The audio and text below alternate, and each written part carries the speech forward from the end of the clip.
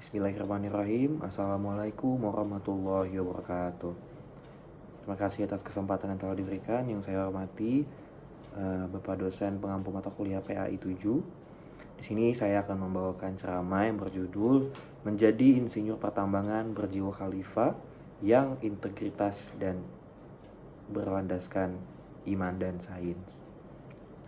Rekan-rekan mahasiswa dan sivitas akademik yang saya muliakan, seringkali kita melihat dunia teknik dan dunia agama adalah dua kutub yang berbeda.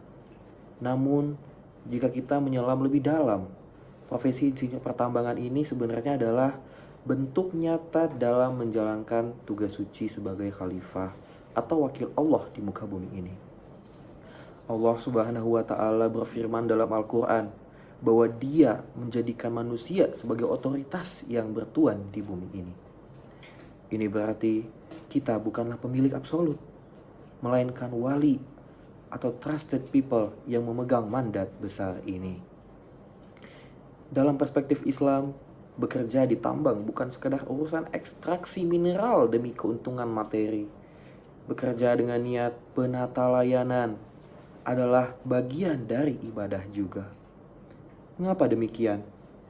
Karena kita membantu menyediakan sumber daya bagi peradaban tanpa harus merusak keseimbangan alam. Pertama, mari kita bicara tentang prinsip mizan atau keseimbangan. Dalam ilmu teknik, kita mengenal mekanika batuan dan sebagainya. Menariknya, Al-Quran menyebut gunung-gunung sebagai autat atau pasak. Secara ilmiah, gunung memiliki akar dalam yang masuk ke lapisan mantel bumi untuk memberikan keseimbangan. Kita sebenarnya sedang berusaha menjaga mizan yang telah Allah tetapkan. Jika kita melanggar keseimbangan ini, maka terjadilah kegagalan sistem seperti tanah longsor yang dahsyat. Kedua, tentang pengolahan limbah dan pencegahan fasad atau kerusakan. Dalam Al-Quran, konsep barzakh atau penghalang antara dua masa sering disebutkan. Kemudian dalam pertambangan juga, prinsip ini sangat krusial dalam pengelolaan material sisa. Kita harus memastikan adanya sekat yang permanen antara limbah dan lingkungan agar tidak terjadi yang namanya pencemaran.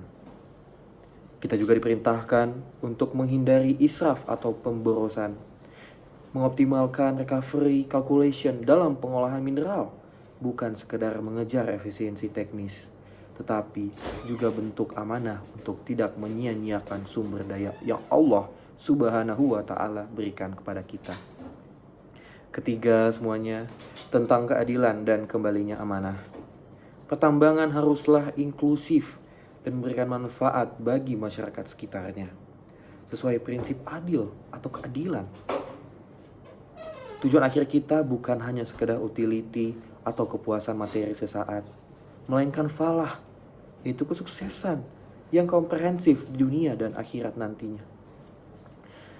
Sebagai penutup, mari kita sadari bahwa setiap meter pengeboran yang kita lakukan, setiap perhitungan massa, dan setiap analisis terhadap dampak lingkungan adalah bagian dari dialog kita dengan tanda-tanda kebesaran Allah Subhanahu wa Ta'ala dan juga kitab yang diturunkannya.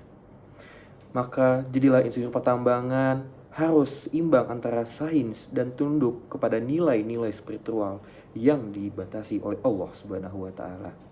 Dengan begitu, maka kita akan bertransformasi menjadi layanan berkelanjutan bagi kemanusiaan. Baik, sekian yang dapat saya sampaikan. Jika ada kesalahan, saya mohon maaf. Wabillahi taufik wal hidayah.